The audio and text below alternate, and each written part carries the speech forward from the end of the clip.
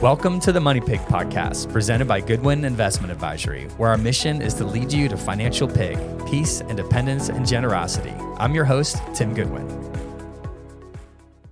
All right. Thank you guys so much for joining us today. Super excited to have no one other than the one and only Joseph Beckford the fourth. How you doing, buddy? I'm good, man. Glad to have you here. You keep having me back. I know. You haven't learned. Glutton for punishment here, ladies and gentlemen. So sorry, the voice is still a little froggy, still healing there. But Joe, tell the audience something that they may not know about you.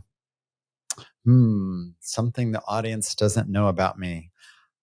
At the ripe old age of 60, I learned how to e-foil. Hey, let's unpack that a little bit more. Unpack that a little bit, right? I'm totally fine to stay on the subject of E, short for electronic foiling. Man, walk us through that. Awesome. Okay, so we were actually going to a Fidelity conference, and none other than Tim Goodwin is strong-arming me into e-foiling, which I've never done before, but I like outdoor sports. I like water. I like all that stuff. You weren't exactly gung-ho. I wasn't gung-ho. There's a bit of like kicking and screaming. Yeah, I hate cold water. And I know the West Coast cold water is typically cold. Yeah. And so I thought, I don't know that I want to do that. That's going to be a lot. Anyway, you said it's going to rock your socks. And besides, I already booked it, so you have to go. Yeah, I was like, okay. Man. So we went, and I had a blast. I just had the time of my life. Yeah. I mean, it's like a cross between wake surfing and snowboarding. Oh, I would say it had a lot of the same elements. I like that. Yeah, it was a lot of fun. Man, it's super cool. So you're on like a stand-up paddleboard. It's got an underwater mast called a foil.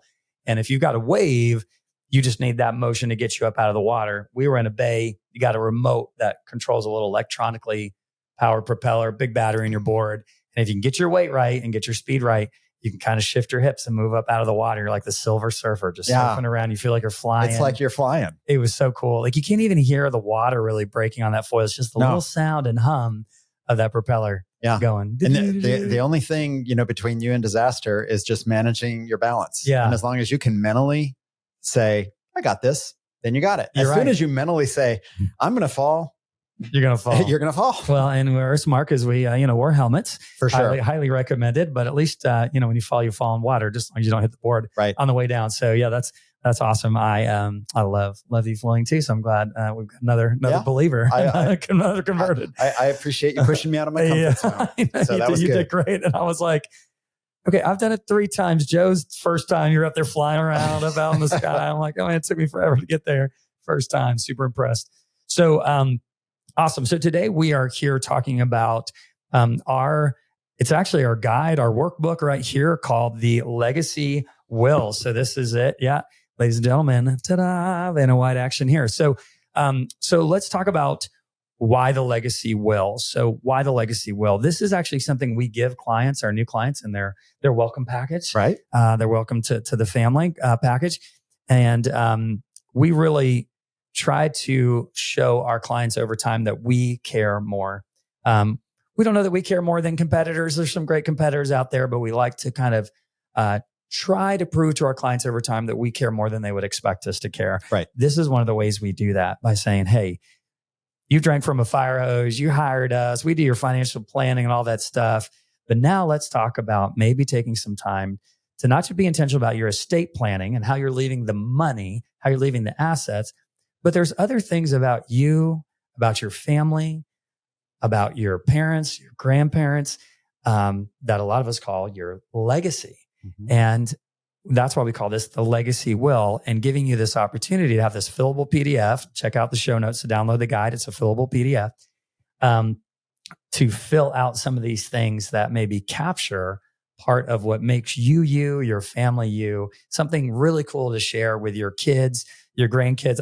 I really love this picture here that Tara chose, our content creator, because you can tell that this is probably not their parents, right?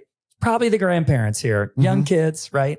But something I noticed that the grandparents are wearing, what are they wearing? It looks like they're wearing aprons. An apron, right? Yeah. So if they're wearing an apron with their grandkids, maybe they did some painting, or maybe they did some baking or cooking or something, like they're doing something active with their grandkids, which is definitely making a memory, which we're all about. So as far as starting with the end in mind, we want to inspire you to also have a legacy will, whether you download ours for free. I actually keep mine on my on my phone on an Apple Note. I'm just updating it in real time.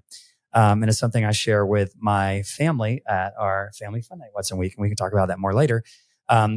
But anyway, that is what we want to do. So Joe joined us today to talk about the legacy will. Joe, maybe share with us what the legacy will is, why it's important to you. Oh, you know what though? I forgot to tell you about this. Like sometimes I get bored and I'll sit down and I'll like tuck my knees into my chest and then I'll lean forward. That's how I roll. We've got to get that crickets soundbite to go, right? Like, oh my crickets. Gosh, what are we? Okay, all right. I digress here. We got to try to liven up this finance topic. I knew that was going to be like the legacy will is like, non-truth. Hey, somebody can read this after you die. You know what I mean? That's pretty morbid. We got to have some bad joke attempts in here. I know. When you said Tim Goodwin gets bored, I was like, that's a non-truth. Not true. That's fake news. That is fake news. This is not going to be real. Tim's not going to do anything. Let himself get bored. You're funny. All right. Why is this important? And I always tell people when we talk about your legacy, we're all about stories here. Yeah. And your story matters. And your story matters not just to us because, one, we need to know it as your trusted advisor, but your story matters to the people in your life. And it doesn't matter if you're a single person, if you have kids, if you have grandkids, if you've got nieces, nephews. Hopefully you have somebody. Everybody has somebody, right? And typically people are what matters to people more than anything else. The money. I mean, the money helps you do stuff for and with other people. And that's really why it's valuable and helpful and allows you margin in your life. But ultimately, it's how are you going to relate with people? And we're not always going to be here. So how do we want to be remembered? Yeah, exactly. You know? And so how do we do that? And so I talk about like, your legacy is sure, if you leave some bucks behind, that's part of it, but it's more the values, the culture, the morals and the character that you're passing on. The advice, the story, the history. Yeah. Yeah. And people, it's amazing how many people, young people I talk to now, and you ask them about their family lineage, because remember when it used to be like, oh, I remember when great grandpa came over from Ellis Island or whatever. Right. Now, ask young people now, lots of them can't tell you very much about their family lineage at all, because those stories are just not shared anymore. They're faded. And I feel like we've kind of lost that storytelling tradition of here's where the family came from and all that. Because it's going to be hard for great grandkids to remember you who never met you, right? So how are you going to do that? Well, you have to do that in story. And so we feel like this is a really cool way to impart that. Not only to your kids, but to the other kids, and after that. Wow, that's great. Well, let's kind of unpack the legacy will here and go through some examples. Sure. So, kind of our intro on the legacy will, talks about it can include things like family recipes, generational stories, family values, philosophies, traditions, important causes, charity, funny quotes, stories, wisdom, advice, and more. So, Joe, maybe pull out something here inside the legacy will that you find interesting, and then maybe share some examples, whether they're yours or just, ones you can come up with. So one of mine, I love at the very beginning, our first one says, list 10 of your core values. A lot of people, probably including myself, I'd have to sit down and really think, what are 10 of my core values? Right. Like off the top of my head, I can think of integrity, honesty. I mean, maybe those go hand in hand. Do what you say, follow up on what you say, things like that. But I mean, to get to 10, I need to do some soul searching and some introspection. So I feel like it's a valuable exercise just for me to go through that and realize, well, what are my core values? Maybe I haven't really thought about that before. And I mean, your list of 10 is going to be different than my list of 10. For sure. There might be some crossover, some general kind of categories that are covered, but, you defining those for you, your wife, Mary Ellen, sharing it with your kids, I think it would be really important. So our family is very intentional about the core values. We did that a long time ago. We defined 6 of them, and we go over them. You need 4 more? I know. I'm going to have to brainstorm 4 more to complete the legacy will. Yeah. Right. So, and then actually we try to meet once a week as a family for dinner, and we always do dessert first. So we kind of. Why do you do that, Tim? Well, so maybe the kids actually show up and want to come, right? And it makes it fun. But during dessert first is when we go over our core values, and I share something from my legacy will. So we always go over the core values. Some examples of our values are be loving, be a second miler, be adaptable, be faithful. Be honest is on there, the one that you mentioned earlier. And so then I'll pull something from my legacy will, which may be a quote, a famous quote that I like, or maybe it's a quote from a family member. There's another example in there that I'll share, which is kind of, maybe surprising, but like recipes, right? So my 100%. Mom really got into this recipe of this carrot souffle that was once served at the White House years ago. So I have that recipe. I have the picture of the recipe card, in the legacy will. And it's something that I really enjoy and that I want my kids to know, that their Nana and their mom and dad really enjoyed this recipe. And it's this cool little White House story. It was served there, this carrot souffle. So that's an example. So what's another one in here, Joe, that you want to highlight? Well, I love you said recipes. So one of them in here says, talk about recipes. And you're right, because legacy that gets passed down a lot of times is a family cookbook. And I've got a cabinet full of old family cookbooks. And the things that some of the ones that are most valuable to me are ones that my grandmother hand wrote notes on the side, or she'll scratch out an ingredient and go like, this was terrible, add this instead, sort of thing. This recipe has been upgraded. Yes, this is the upgraded 2.0 to grandma one. But I think of one of the things my mom left me was we were really big in Thanksgiving family. And so we'd have big Thanksgiving meal and have all the family over. And it was one of 2 times a year that we used the whole big dining room table, and probably then some. All the china. Yeah. And, she taught me how to roast a turkey and make the stuffing. And so we get together with family now coming and everything. It's a highly valued skill. And I am always I get to make the stuffing. Yeah. Because it has to be. That's cool. You just stuffing. reminded me of one that I haven't captured in my legacy will. And my dad has one of those old metal meat grinders that attaches to the table. Okay. But he doesn't grind meat with it. He gets a mixture of cranberries and oranges and all the stuff. And he always has the grandkids come up and crank it and put the stuff in. And it puts out this, I wish I knew what it was called. And I'm embarrassed now if any of my family's listening to or watching this podcast and going, Tim, how do you not know what it's called? But it is a mixture of some of these berries and fruits. That's sort of like a dressing or a souffle or something that you have at Thanksgiving. Wow. So, kind of a cool thing. Yeah. I mean, that's a huge thing. How many people are breaking that out? That's a unique thing for your family. I'm not sure that thing gets used for anything else, that meat tenderizer thing that you crank. So one of the ones I love is that 2 lessons that you've learned. And so as I recall what's in my legacy will, what I've shared with the girls before, is the difference between having a fixed mindset and a growth mindset. So I've actually captured this somewhere, whether it was a book I read, probably where there was an illustration. I took a picture and actually put that in my Apple Note legacy will and gone over. What does it look like what things are you saying? What are you experiencing? And you got to realize that you've got a fixed mindset. What is the posture? What's the attitude of somebody with a growth mindset? So that's one of the lessons that I have to hopefully encourage that. Another lesson I have, which is, definitely kind of corny, is I've really been grateful to be able to be involved behind the scenes in some nonprofits. And I discovered this process to affect change in a nonprofit, which is hard because it's volunteers. Sure. And so you show up in this nonprofit and you're like, man, we really need to kind of change something dramatically.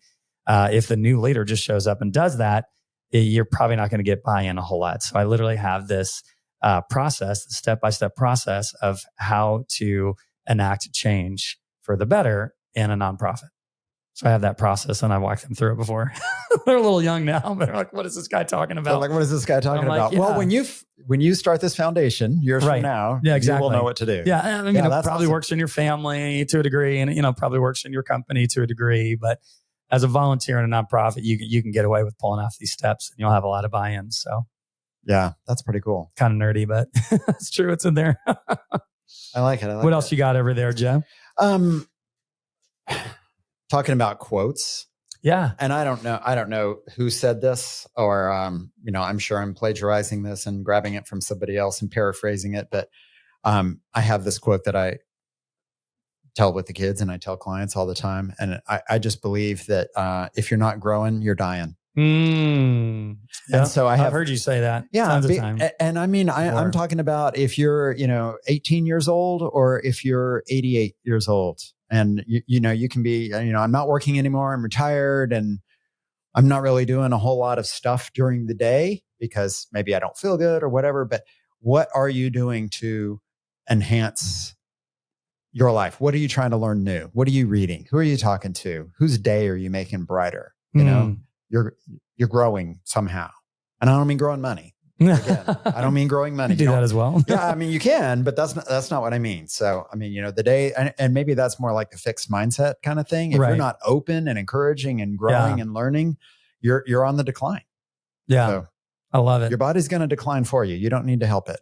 One of the other quotes that I love that you and Mary Ellen say is that money either has names or wings. Mm-hmm. It's got to have one of those. If it doesn't have a name, it has wings. It's got one or the other. That's right. If you don't want it to have wings and fly away. That's right. You got to give it a name. And that's just, another word for that is just be intentional. Yeah. With your money, right? So I've got a quote that I'll share. I love quotes. So this one is from the movie Glass Onion, A Knives Out Mystery. Have you seen that one? I have. I like that movie, movie, have you seen that one? Angela, our producer? No, she's not seen it, ladies and gentlemen. She's hiding behind the camera.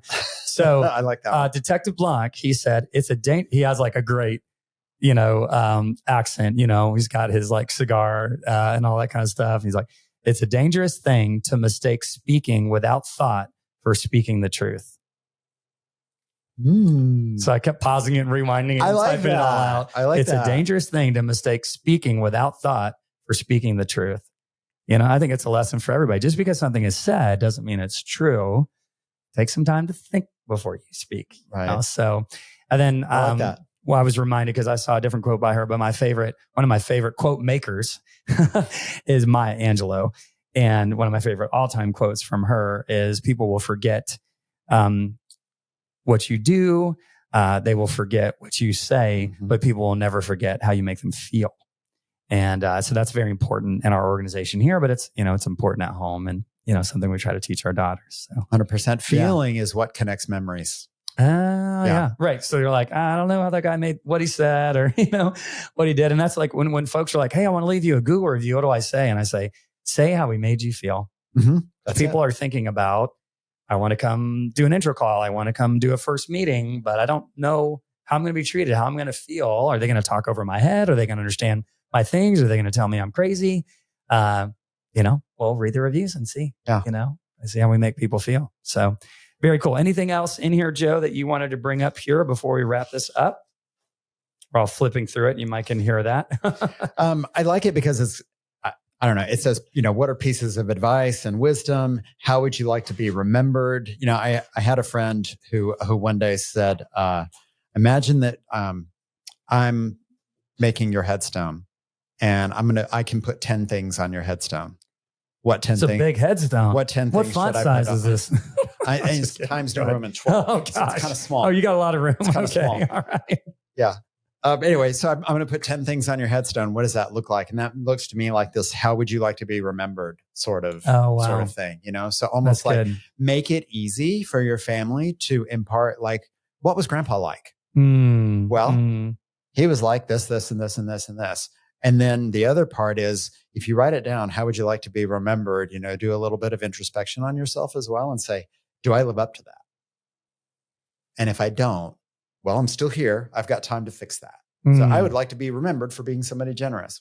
Well, are you somebody generous? If you're not, it's time not for too some late. alignment. Yeah. So I like that kind of exercise. So to me, it's like, it's a personal growth. It's a check, but it's also imparting to next generation. So that's cool. I think it's a great thing to sit with your spouse, significant other, or friend, have a glass of wine, fill it out, and talk about that stuff. Maybe more than one. More than one. Late This night. This is not a 1 hour exercise. This is going to take some time. Might have to take it in parts. Yeah. Well, I'll end with one of the things that I put in mine is a list of our family favorite movies, Goodwin family classics. So that's kind of fun to put in there. A little bit of like weird trivia about Tim Goodwin. Do you know what my favorite movie of all times is? I do. Do you want me to tell you? Yeah, you can say I think I do. Yeah. Is it Condor Man? It is Condor Man. Yep. Old, forgotten about Disney classic. I just, I love the cheesy bad acting. I love the whole everything, all the quotes. But, Gladiator, and Braveheart and, Lord of the Rings. There's like a list of them. So it's kind of fun some we got to wait for the girls to get a little older before we show them, Sure. Some we've worked in there, but those, even not just for me growing up, for Maureen and I in our marriage, what are these movies we watched that have been like really great pillars that we would want our girls to watch? So highly recommend that. Yeah. And your legacy will as well. So, well, thanks for listening. If you made it this far and we didn't lose you already, don't forget to check the show notes to get your downloadable legacy will and check that out. If you are interested in taking first steps with us, you can go to goodwinvestment.com and click on schedule an intro call. And we will try very hard to make you feel awesome and heard and appreciated when you leave. So wanted to thank our producer, Angela Lyle, and our content creator, Tara Bruce.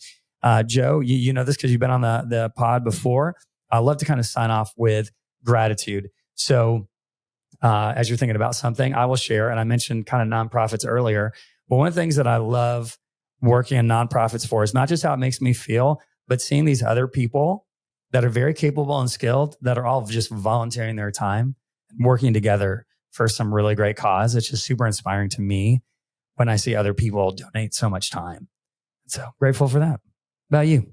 So yeah, probably more personal thing. One thing that I think is super cool is how my youngest daughter interacts with some of her friends. Like this group of friends that she had through like elementary school who didn't go to the same schools, didn't pursue the same things. They're not at the same universities, and they are all still very, very tight with each other. So cool. And they will FaceTime each other and they'll text each other encouraging messages all the time. And anyway, it's just, it gives me hope and also reminds me like it is really important to make sure that those friendships that are easy, particularly for people who aren't geographically close to you anymore, that it's easy to let those things die, but it doesn't have to be that way.